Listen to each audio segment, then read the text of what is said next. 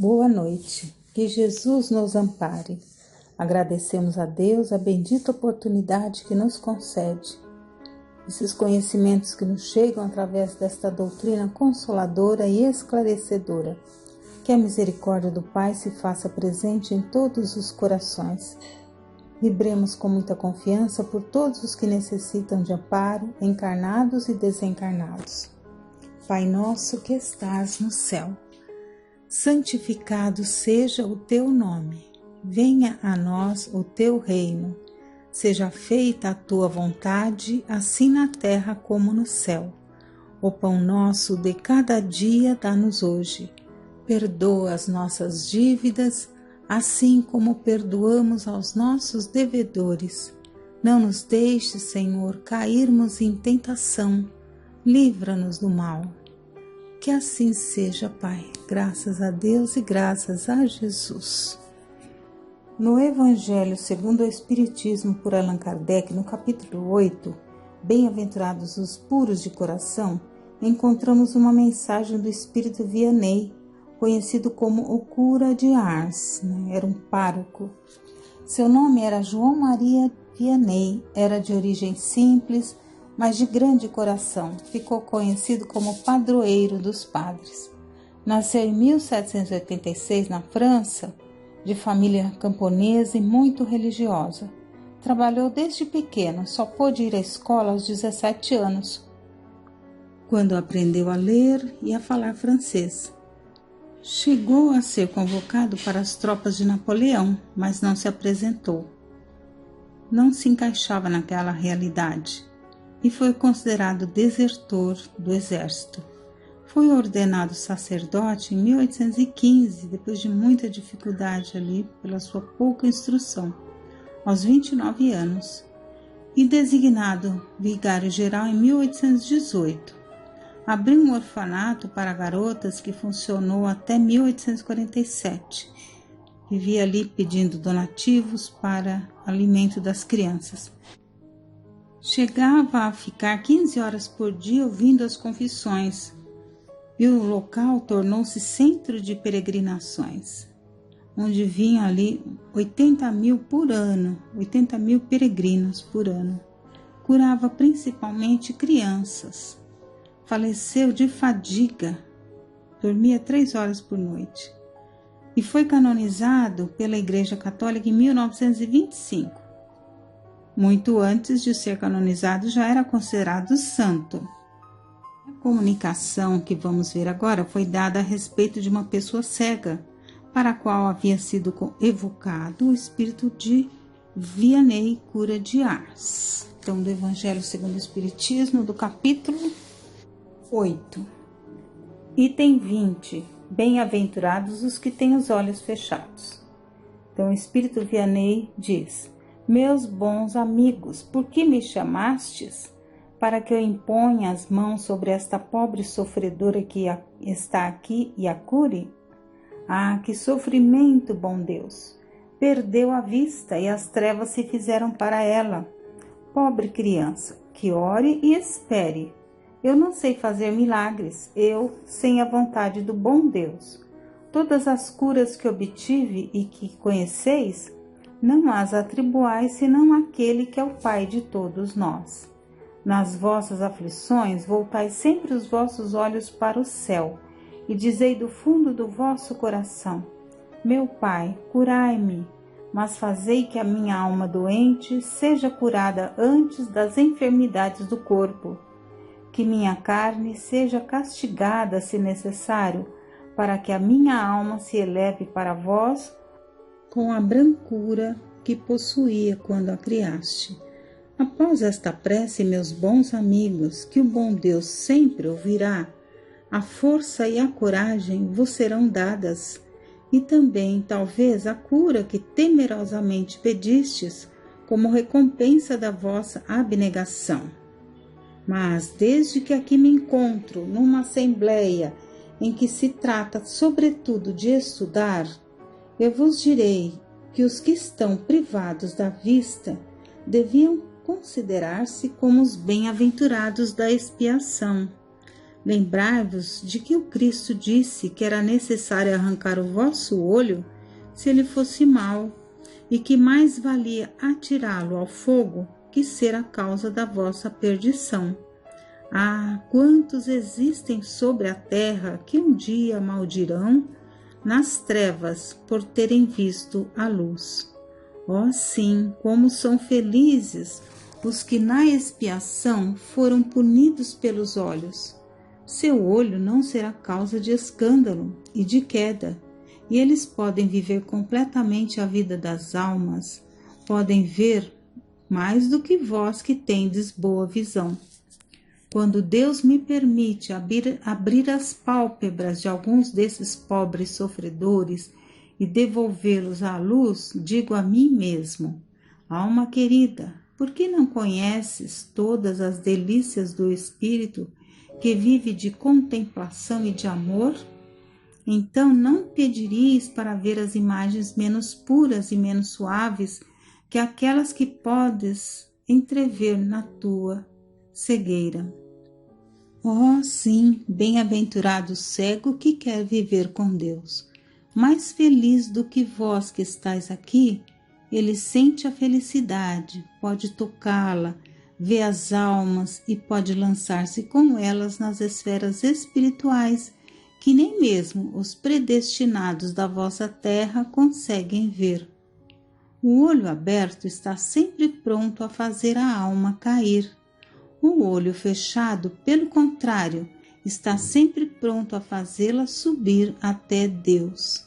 Crede-me, meus bons e queridos amigos, a cegueira dos olhos é quase sempre a verdadeira luz do coração, enquanto a vista é quase sempre o anjo tenebroso que conduz à morte.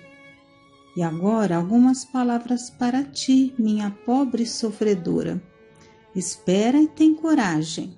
Se eu te dissesse, minha filha, teus olhos vão abrir-se, como ficarias alegre? E quem sabe se esta alegria não te perderia? Tem confiança no bom Deus, que fez a felicidade e permite a tristeza. Farei tudo o que me for permitido em teu favor, mas, por tua vez, ora e, sobretudo, pensa em tudo o que venho de dizer-te. Antes de me afastar, vós todos que estáis aqui, recebei a minha bênção. No item 21, temos uma nota de Allan Kardec. Quando uma aflição não é a consequência dos atos da vida presente, é necessário procurar a sua causa numa vida anterior. Isso que chamamos caprichos da sorte, nada mais são que os efeitos da justiça de Deus. Ele não aplica punições arbitrárias, pois quer sempre que entre a falta e a pena exista correlação. Se na sua bondade lança um véu sobre os nossos atos passados, entretanto nos aponta o caminho a dizer: quem matou pela espada perecerá. Palavras que podemos traduzir assim: somos sempre punidos naquilo em que pecamos.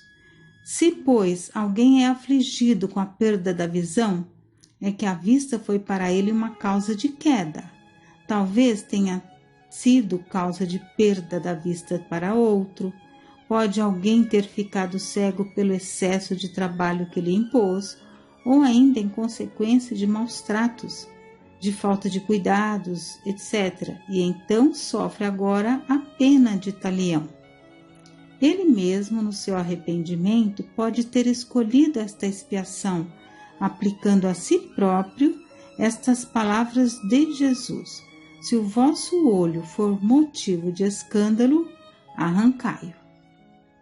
E na segunda parte do livro O Céu e o Inferno, no capítulo 8, Expiações Terrestres, temos a comunicação de um espírito chamado José Maitre, o Cego, que pertencia à classe mediana da sociedade e gozava de modesta abastança ao amparo de quaisquer privações. Os pais o destinavam à indústria e deram-lhe boa educação, Porém, aos 20 anos, ele perdia a vista. Com perto de 50 anos, veio finalmente a falecer, isto em 1845. Então, com 50 anos, ele veio a falecer. 10 anos antes, fora acometido por outra enfermidade que o deixou surdo, de modo que só pelo tato mantinha relações com o mundo dos encarnados. Então, com 20, ele ficou cego. Com 40, ele já estava cego, ficou surdo. Então, viveu até os 50 anos. Ora, não ver já é um suplício. Não ver e não ouvir é duplicado suplício, principalmente para quem, depois de fruir as faculdades desses sentidos, tiver de suportar essa dupla privação. Qual a causa de sorte tão cruel? Naturalmente, não era a sua última existência, sempre moldada numa conduta exemplar. Assim é que sempre foi bom filho, possuidor de caráter meigo e benévolo, e quando por cúmulo de infelicidade se viu privado da audição, aceitou resignado, sem um queixume, esta prova. Pela sua conversação, pressentia-se na lucidez do seu espírito uma inteligência pouco comum. Pessoa que o conhecera, na presunção de que poderia receber instruções úteis, evocou-lhe o espírito e obteve a seguinte mensagem em resposta às perguntas que lhe dirigira. Paris, 1863. Então, vamos ver aqui agora o espírito. Agradeço, meus amigos, o ter-de-vos lembrado de mim. Pode ser que isso se não desse independente da suposição de proveito da minha comunicação, mas ainda assim estou certo de que motivos sérios vos animam.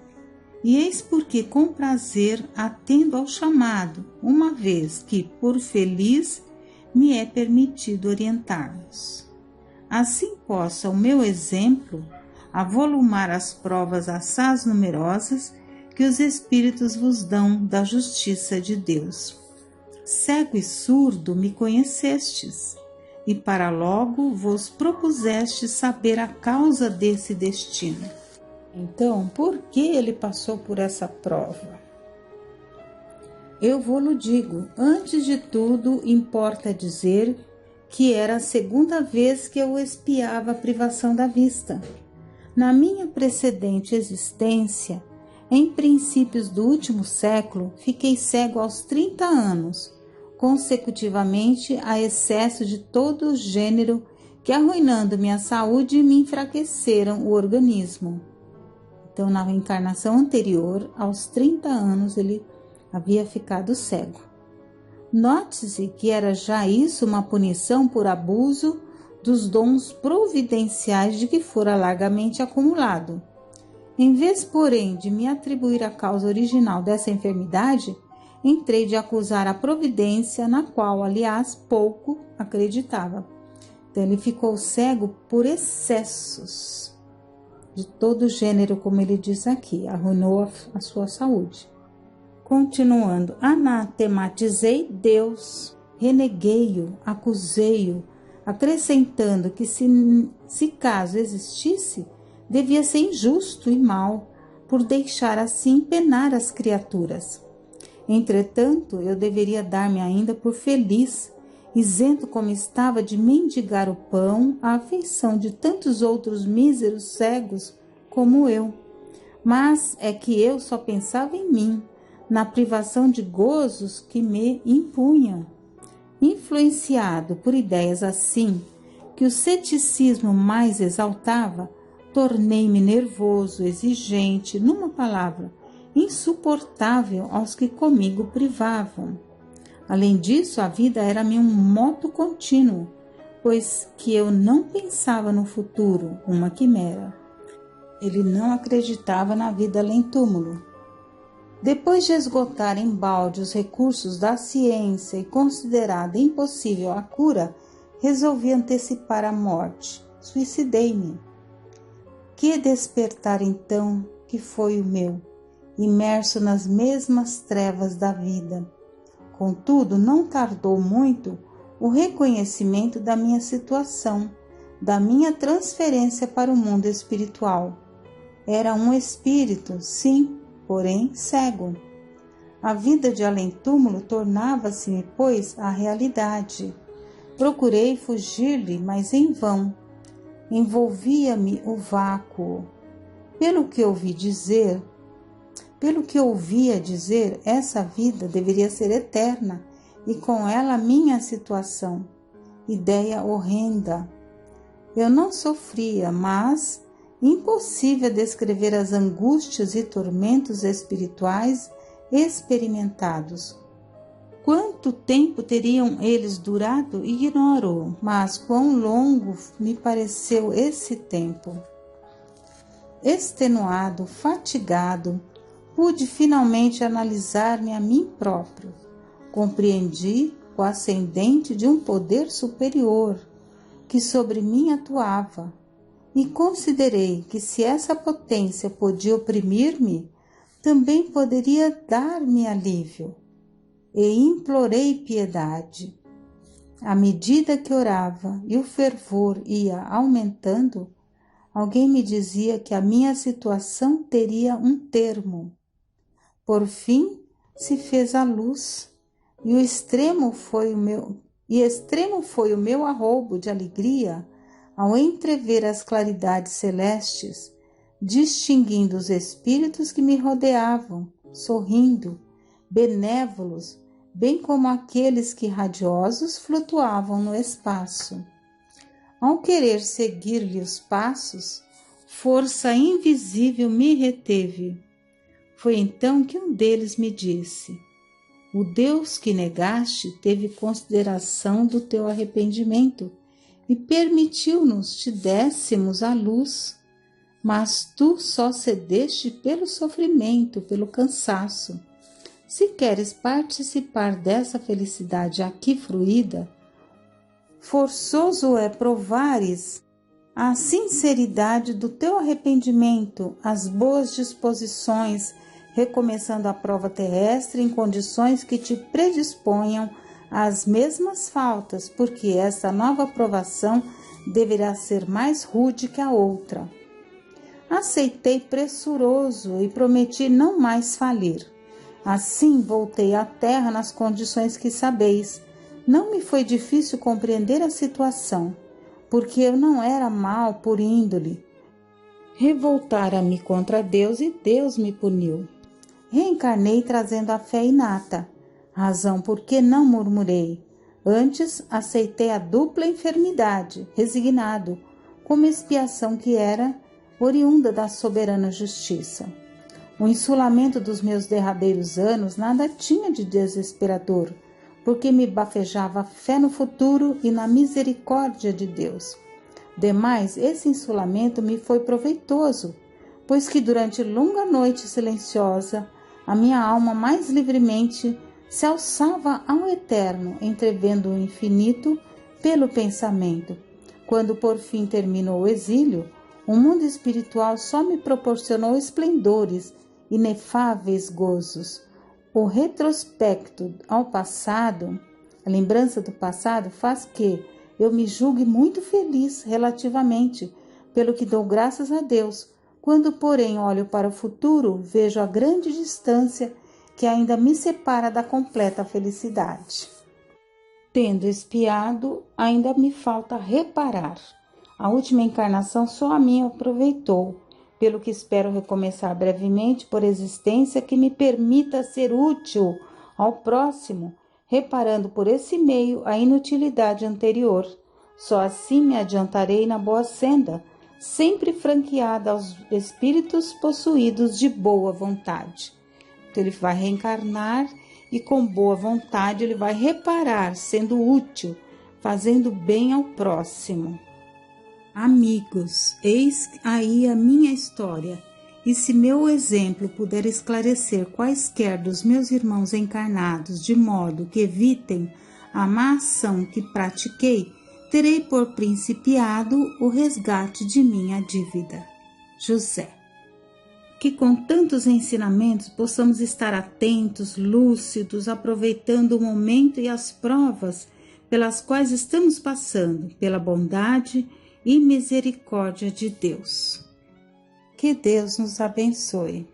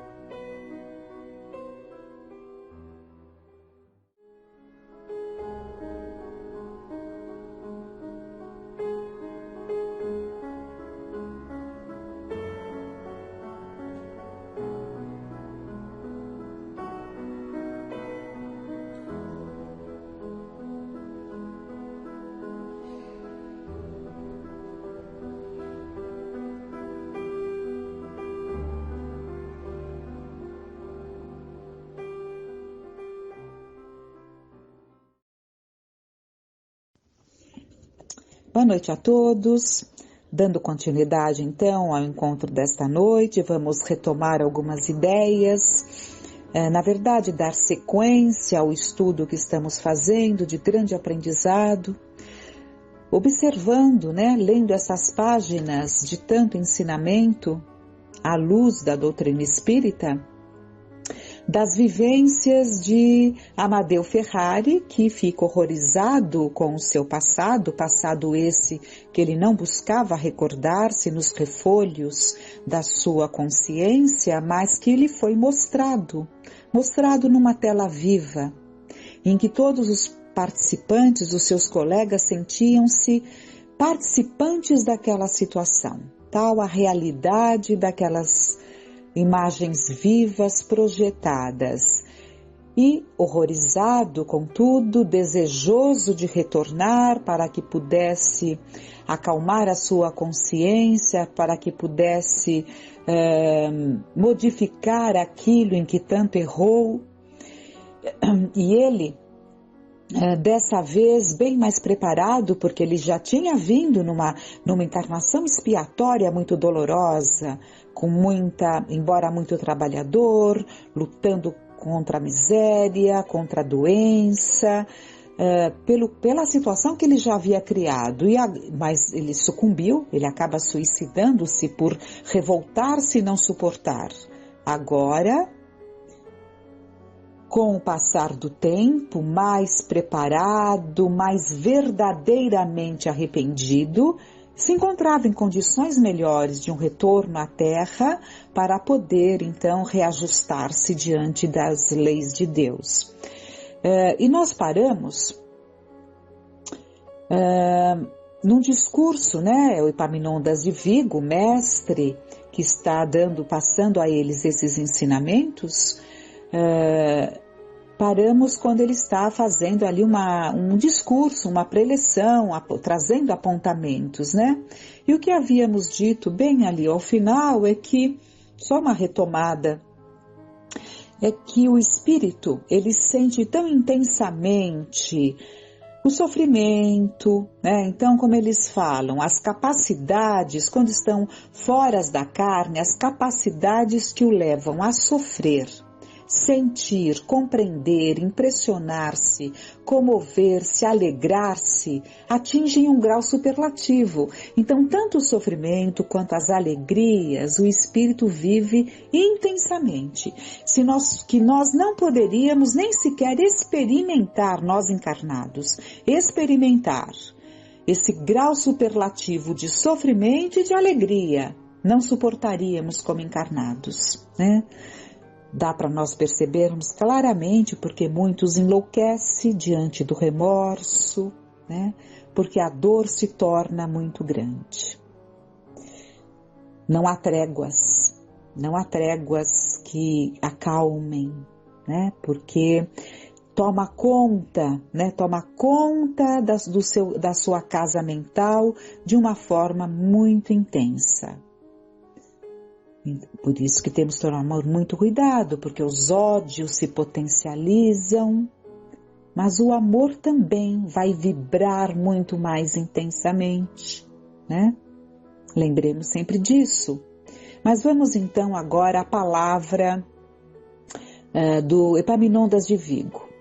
As sociedades brasileiras, meus caros discípulos, sofrem hoje e sofrerão ainda, por espaço de tempo que estará ao seu alcance, o dilatar ou reprimir as consequências das iniquidades que, em pleno domínio da era cristã, permitiram fossem cometidas em seu seio. Então, aqui ele está colocando que depende das sociedades brasileiras dilatar esse sofrimento como consequência desses abusos ao tempo da escravidão. Então, dilatar, né?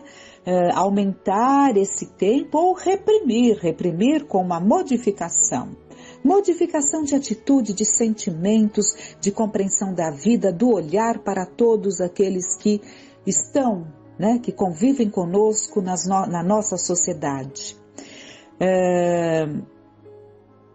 O que não significa discursos prontos, né? Uma mudança de uma sociedade está muito longe de discursos prontos. Mas continuemos então. Refiro-me, como bem percebeis, à escravização de seres humanos tratados por elas com maior rigor do que o eram nos próprios animais inferiores para a extração de posses e haveres que lhes facultassem o gozo e o império das paixões. Se não foi crime individual e sim coletivo, será a coletividade que expiará e reparará o grande opróbrio, o grande martírio infligido a uma raça carecedora do amparo fraternal da civilização cristã, a fim de que, por sua vez, também se gloriasse as alvíceras da educação fornecida através da boa nova do reino de Deus. Então nós sabemos que crimes cometidos, Kardec coloca muito bem no livro Obras Póstumas, nas provas coletivas, que crimes cometidos individualmente, nós resgatamos individualmente. Naturalmente, não é? Crimes cometidos em família, em grupo, resgatamos em família, resgatamos naquele grupo, com aquele grupo. E crimes cometidos numa coletividade, é a coletividade que expiará junta. Então vamos lá.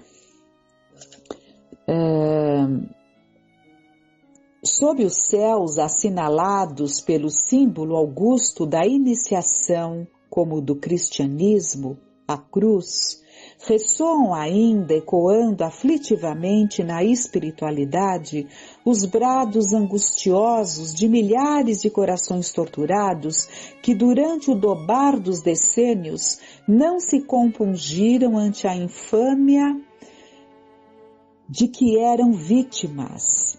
Então, ainda há muito choro doloroso, ainda há muitos corações torturados pela dor, pelo ódio, pelas situações vivenciadas. Então estamos ainda longe de sanarmos essas situações criadas. Dr. Bezerra de Menezes também fala isso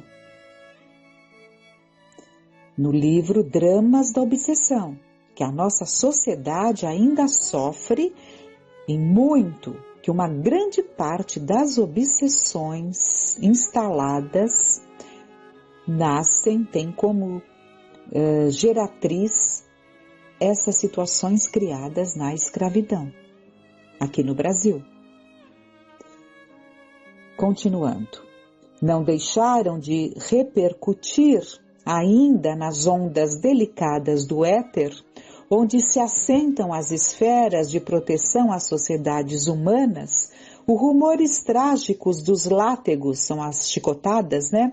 Senhudos dos capatazes diabólicos, a vergastarem homens e mulheres indefesos, cujas lágrimas recolhidas, uma a uma, pela incorruptível justiça do Todo-Poderoso, foram por lei espalhadas em seguida sobre essa mesma coletividade criminosa para que, por sua vez, absorvessem pelejas posteriores a se purificarem do acervo de maldades e infâmias praticadas.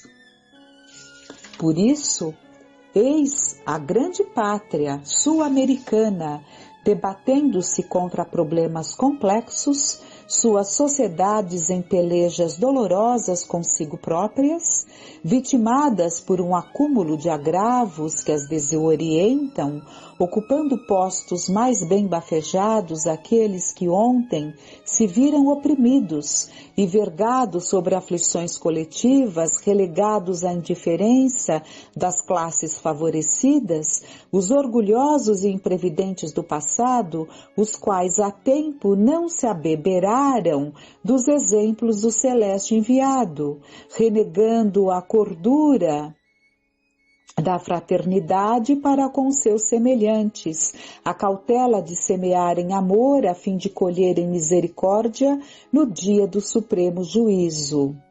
Aqui ele coloca que muitos daqueles que foram supliciados tiveram, nessas encarnações posteriores que estamos vivenciando, a oportunidade de estarem em postos superiores, né? Como ele fala, olha, postos mais bem bafejados aqueles que ontem se viram oprimidos. Mas, infelizmente, nós, homens, ao invés de aprendermos com o sofrimento e nos horrorizarmos como fomos tratados, e quando estivermos na posição daquele que está numa condição de comando, agirmos de uma forma diferente como gostaríamos que tivessem agido em relação a nós, muitas vezes o que acontece? Age da mesma forma, né? É a revolta, é o posto, é a condição ali que lhe massageia o ego, e assim somos nós enquanto não aprendermos o amor. É a lei do amor que deve imperar entre nós, em nossos corações. Quer estejamos ali numa condição de seguirmos ordens e orientações, quer estejamos ali na difícil prova de um comando de um grupo coletivo. Então, é preciso que aprendamos, e é isso que tem acontecido, porque nós sabemos que as encarnações, elas trocam. Por isso que a maioria, um grande número, ainda não aceita encarnação, porque aquele que se sente numa situação mais privilegiada, ele não quer nem pensar na possibilidade de mudar de condição, né? Então vamos lá. E assim prosseguirão até o dia do Supremo Juízo. Esse Supremo Juízo é uma forma que nós encontramos, né? Mas é preciso que entendamos que isso vai se dando. Qual que é o dia do juízo? Vamos pensar em Amadeu Ferrari. Qual foi o dia daquele, numa linguagem figurada, né? O dia do juízo final? Para Amadeu Ferrari, foi esse momento em que ele se deparou com ele mesmo. Ele fugiu, né? Fez de tudo para fugir de si mesmo, mas teve que enfrentar-se. Esse é o dia do Supremo Juízo, né? Então, esse Supremo Juízo acontece sempre que retornamos ao plano espiritual e vamos encarar o que somos. Bom, e assim prosseguirão até a voz, desculpe que eu mudei a linha aqui, e assim prosseguirão até que a voz celeste dos missionários do Senhor as oriente para a finalidade apaziguadora no trabalho sublime da reconciliação individual por amor do Cristo de Deus. Então prosseguiremos assim até quando? Até que a voz celeste dos missionários do Senhor nos oriente. Elas nos orientam, mas que ouçamos essa voz, né? Ó vós, discípulos que presenciais os dramas, o antigo e moderno, vividos por Amadeu Ferrari. Ó vós que presenciaste seu passado como presente, rematado por um suicídio contraproducente, do qual há de dar igualmente contas ao Senhor das vidas e das coisas. Sabei que entre os escravos que, como sob os céus do cruzeiro sublime, choraram vergados sob o trabalho excessivo, famintos, rotos, doentes, tristes, saudosos, desesperados, frente à opressão, à fadiga, à maldade, nem todos traziam os característicos íntimos da inferioridade, como bastas vezes foi comprovado por testemunhas idôneas, nem todos apresentavam caracteres primitivos.